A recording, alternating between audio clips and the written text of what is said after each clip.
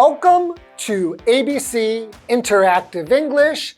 I am your host, Shane. And I am your other host, Mike. And we are back here with part 2 of our very interesting and important article, Yes. I would say, about understanding and respecting differences. Here's a bit of news for you all. Not everyone in the world is the same as you are. What? I know, it's shocking. It's very hard to understand and accept, but it's true. Lots of people are different in lots of ways. Different sizes, shapes, colors, languages, cultures, creeds, and religions, and you have to be okay with that. And they also have to respect you and be okay with your differences. How was your experience coming to Taiwan? Because being a foreigner in Taiwan, there are not a lot of foreigners in Taiwan, right? Not compared to Canada, America, parts of Europe, that's true. So did you feel that you were understood and respected? I think most foreigners would say they feel respected, but people here can be a little bit too curious. The staring kind of thing, that can happen. Asking questions that might be a little rude or impolite in other countries, that can happen. Or, saying, that you're fat. Oh, okay. There's some cultural things, Yeah. like it's very, very rude or impolite to call anybody fat. Okay, or ask their age and say, oh, you look old or something like Or that. you look sick, what's wrong with you? Right, yeah. Those kind of things have happened to me. I'm sure they've happened to you as well. But for the most part, people have been pretty accepting. Yeah, they can be, maybe a little curious. It might be a little impolite, but never rude, never really aggressive, never saying mean and horrible things to you. You're a foreigner. You should get out of here. We don't want you here. People it never are gets that bad. very accepting They are. of the foreigners in Taiwan, and I think very polite. So I think we've both had pretty good experiences here in Taiwan. Absolutely. Okay, well, let's get back to Carol and find out about her experience in the US. Okay.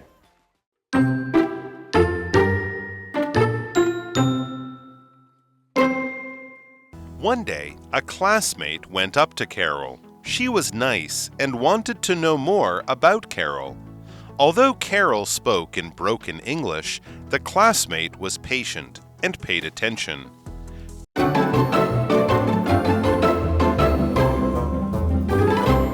All right, so yes, our title is Understanding and Respecting Differences, and we were on a sort of journey following the story of Carol as she moved from maybe Taiwan, Korea, Japan, somewhere like that, to America, a place with lots of people who are kind of the same in many ways, to America where lots of people are very different and come from all corners of the world. And at first, Carol had some trouble with this. Right. Yeah, so it was a little bit, she was staring a lot. Staring at people, and also people made fun of her because of her bad English.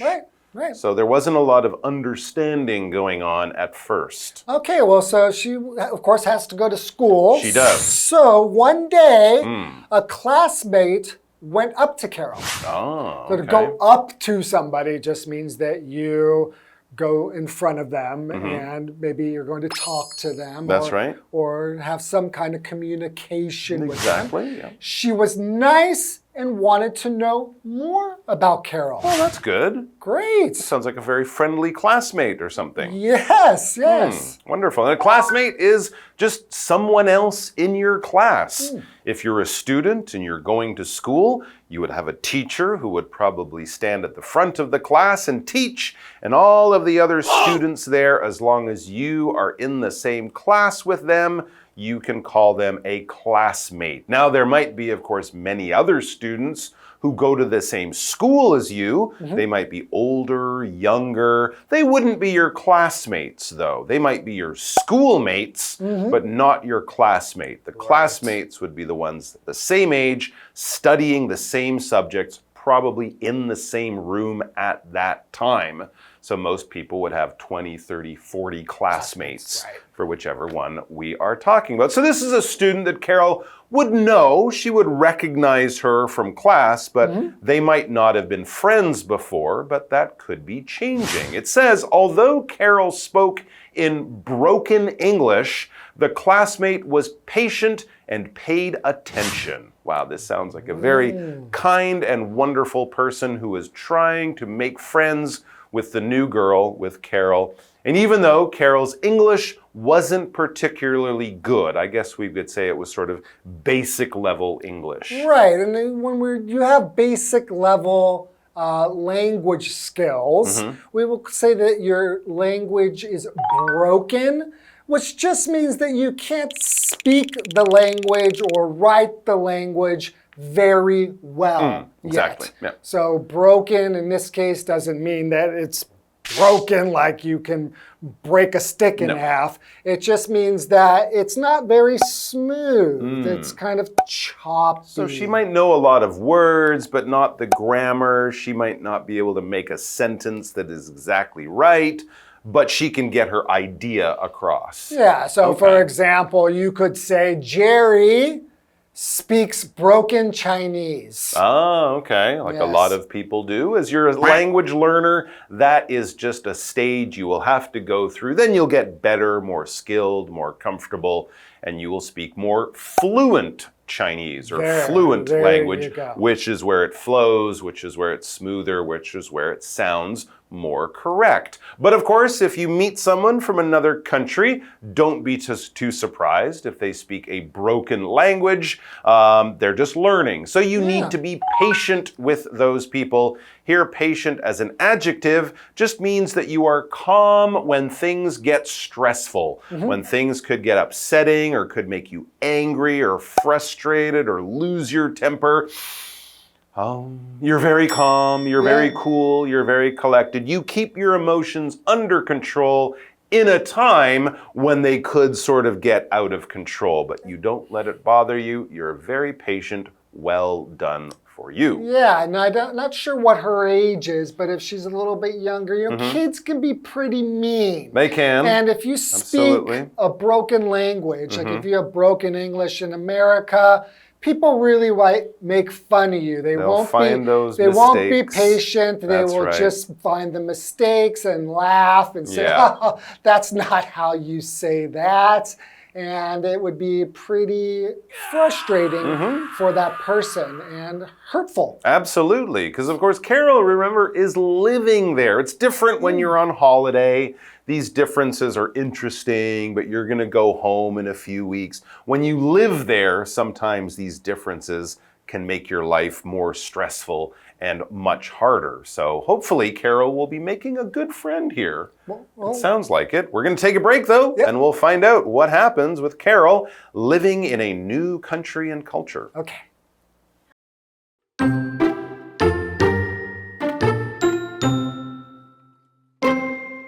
Carol was over the moon. Someone looked past their differences and started a conversation with her. Over time, they became good friends, and Carol discovered things about her classmate. They had similar interests and experiences. Also, they actually shared the same hopes and dreams. Thanks to her friend, Carol learned to respect people's differences and treat them with kindness.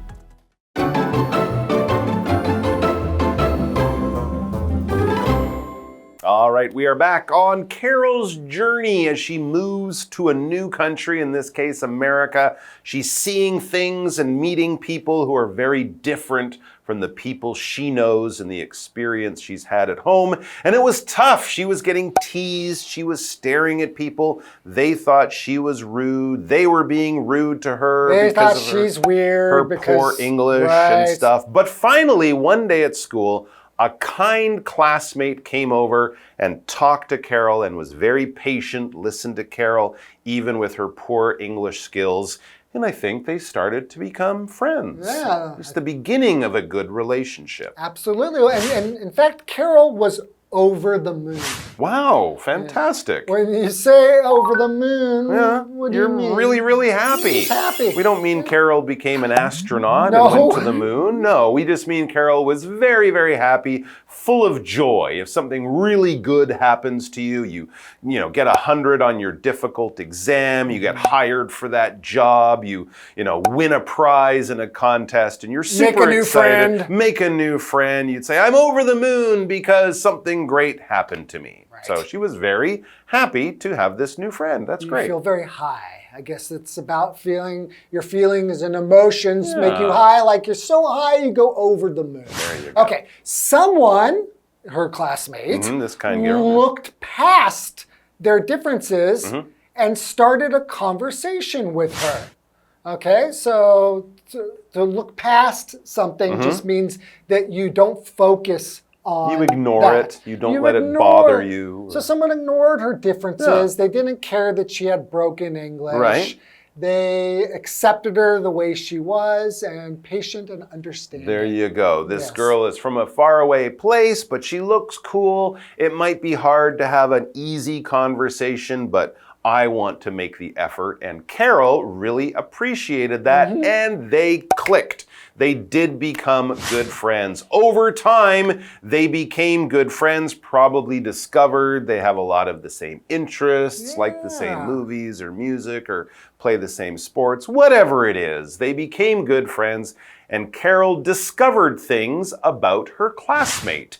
So Carol learned things about this new friend and her culture, just as the friend was discovering or learning things about Carol and where Carol had come from, her whole story. Yeah, when you discover something, it just means to find out about something. So she probably found out or discovered lots of interesting things about her classmate, and her classmate discovered a lot of interesting things about her as well, especially because they are from different cultures. Right. There might be a lot of interesting things to discover. Oh, definitely. Right? That's one of the best things about making friends from other parts of the world. Yeah, okay. So in fact, they had similar interests and experiences.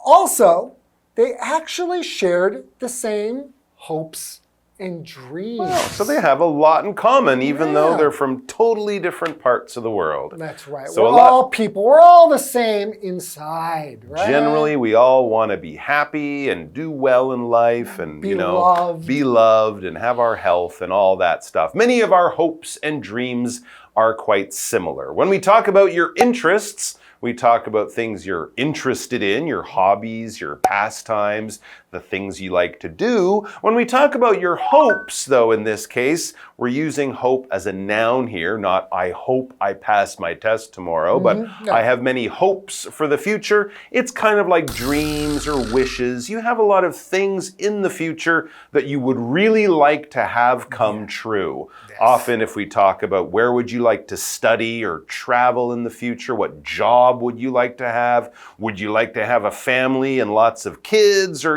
what kind of life do you sort of imagine for yourself in the future? That's the kind of thing. Those are your hopes. When we talk about hopes and dreams, we're not talking about things you're just wishing for. We're talking about things you want to happen. Yeah. And of course, you should realize it will take hard work and maybe a bit of luck. But this is sort of where you would like to be in the future.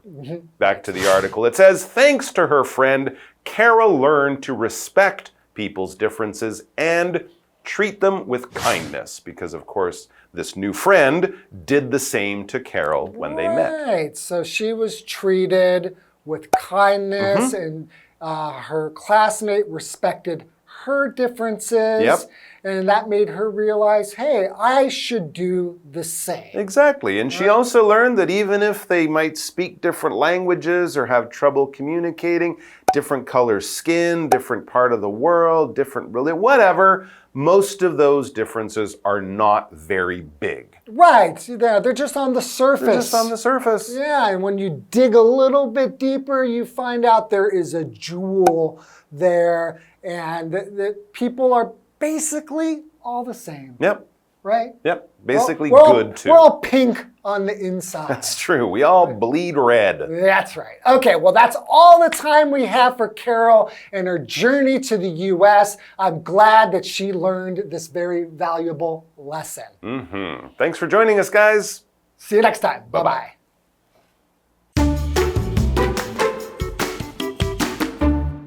One day, a classmate went up to Carol. She was nice and wanted to know more about Carol.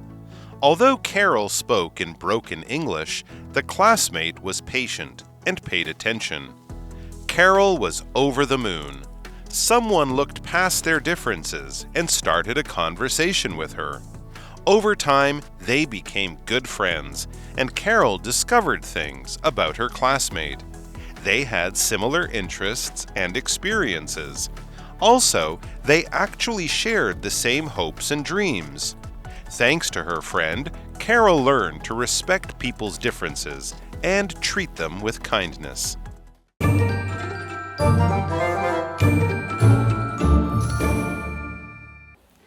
Hello, I'm Tina. 我们来看这一课的重点单字。第一个 classmate 名词同学。My classmate helped me with my math homework. 我的同学帮助我完成数学作业。下一个单字 patient 形容词耐心的。Ethan is patient with children. Ethan 对孩子们很有耐心。下一个单字 discover 动词发现发掘。Mary discovered the joy of cooking. Mary 发掘了烹饪的乐趣。最后一个单字 hope 名词希望愿望。Jenny's hope is to travel around the world someday. Jenny 的愿望是有一天能环游世界。接着我们来看重点文法。第一个我们来看一下连接词 although 的用法。Although 的意思是虽然尽管，后面要接一个完整的句子，可以放在句中或者是句首。我们来看看这个例句。They went for a walk, although it was raining. 虽然在下雨，他们还是去散步了。下一个文法 over the moon 欣喜若狂，这是一个日常对话中常见的短语，后面可以用 about 来接动名词或名词。我们来看看这个例句。Ellen was over the moon when she heard the good news. Ellen 听到好消息时欣喜若狂。最后一个文法 over time 随着时间过去，这是一个时间副词片语，大多放在句首。我们来看看这个例句。The city has changed a lot over time. 随着时间的推移，这座城市变化了很多。以上就是这一课的重点单字跟文法，我们下一课再见，拜拜。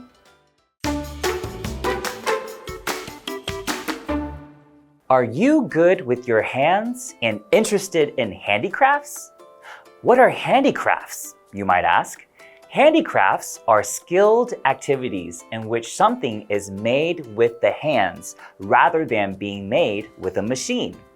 If this sounds interesting to you, then you'll probably be interested in the location we are introducing today, the Yingge Ceramics Museum. The Yingge Ceramics Museum is a must-see in Yingge District in New Taipei City. It opened in 2000. The museum is known for its modern design and ceramic sculptures. The first floor introduces the key steps of ceramics and traditional skills. On the second floor, you can learn about the history of ceramics in Yingge and their uses in modern technology. The museum is working to protect Taiwan's ceramics culture. It offers classes and hands-on activities. International artists also come here to share ideas. The Yingge Ceramics Museum is a fun place to check out. Even if you aren't necessarily a hands-on kind of person, you can definitely still enjoy visiting the museum to view the wonderful ceramic art pieces they have on display.